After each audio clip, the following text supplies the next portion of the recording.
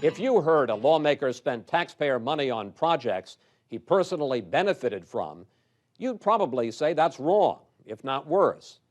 But then you're not a member of the House Ethics Committee. Here's another story that begins with an ordinary citizen who stood up to power. This area is known as California's Inland Empire. Dotted with small cities like Riverside and San Bernardino, it's where Southern California's warehouses, citrus farms, and small support businesses are located.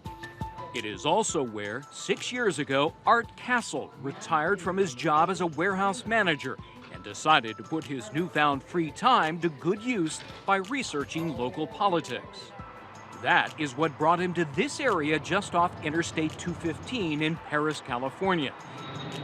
It's near March Air Force Base, which was hit by massive budget cuts in 1996. But Castle heard there was a move to redevelop the area using federal money. He suspected that politically well-connected people might be getting sweetheart deals. I drew a circle around March Air Force Base that was about a mile wide. And the very second property I hit was belonging to Ken Calvert. California Congressman Republican Ken Calvert. Congressman Calvert and a partner paid $550,000 in May of 2005 to purchase this 4-acre piece of property near the downsized Air Force Base. Now, for the most part, there's nothing wrong with a U.S. senator or a member of the House of Representatives continuing to engage in business transactions even while serving in Congress. But what if that congressman uses his power to benefit not only his business, but his own bank account? Well, that's precisely what Art Castle suspected that Congressman Ken Calvert was somehow doing when he bought up this land. Nothing has ever moved in here. Art first voiced his suspicions at a local meeting. He then called a government watchdog group in Washington, D.C., whose expertise was in researching earmarks. They were intrigued with what Castle had dug up. Representative Calvert came into Congress as a real estate developer.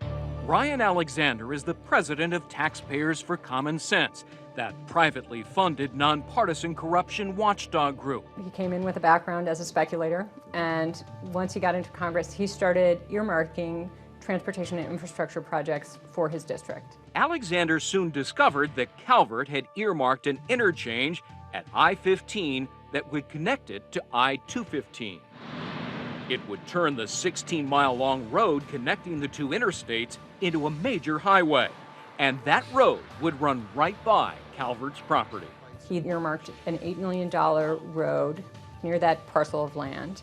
That was in August 2005, just 3 months after Calvert purchased the land.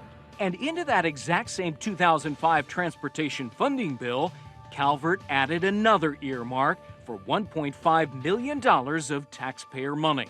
It was meant to fund a redevelopment zone adjacent to the Air Force Base that would give businesses tax and other financial incentives for moving to the area. Just 6 months after the earmarks were approved, he and his partner took the property they purchased for $550,000 and sold it for $985,000, a 79% profit. So in less than a year, he had a $450,000 profit. We requested an interview with Representative Calvert. He declined, but sent us an editorial from Southern California's Press Enterprise, which covered the controversy sparked by his real estate deal. The newspaper relied on a local watchdog group, the Center for Governmental Studies, which concluded that his profit was a reasonable increase for that area. But we tracked down organization President Robert Stern ourselves. He told us he spent no more than 10 minutes on his analysis and seemed bewildered that anyone was using it to defend Calvert's deal. I did find there was no conflict, but I think that he should probably be using a better assessor, a better source than I am. Why do you think he did? Because I'm probably the only person who said that what he did was not wrong. Maybe on that land deal, but a much more powerful group, the U.S. Congress, would have his back the next time he requested taxpayer money that would help his California real estate interests. This train platform is set to be rebuilt into a major transportation hub linking bus and rail service throughout this region. It'll be paid for using $5.6 million of your taxpayer money that Congressman Ken Calvert earmarked for the project in 2007. Now, of course, it doesn't look like much today, but when it's completed, it will likely make this area boom. And once again, directly benefiting from a multi-million-dollar Ken Calvert earmark will be none other than Ken Calvert himself. Calvert says local government officials asked him to earmark the transportation hub. But Ryan Alexander says the real issue is that within a 2-mile radius of that proposed hub, Calvert himself owns 7 properties. They include strip malls, restaurants, and a small office building. There's no arguing that he had no idea that he would benefit from this. In fact, in this case, Calvert admitted to it. Knowing that another earmark near his property would surely spark additional charges of self-dealing, he laid the issue right at the feet of his fellow members of Congress. He came here to the House Ethics Committee and asked for their ruling on the earmark that he flat out said would raise the value of his real estate holdings. The committee's decision? No problem. It was okay for Calvert to allocate government funds that benefit his property as long as other people profited as well.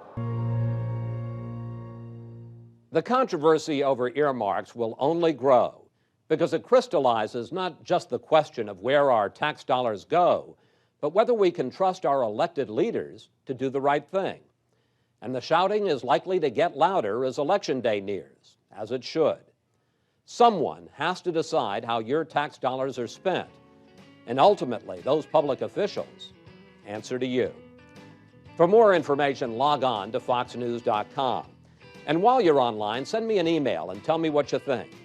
The address is fncspecials@foxnews.com. And thank you for watching.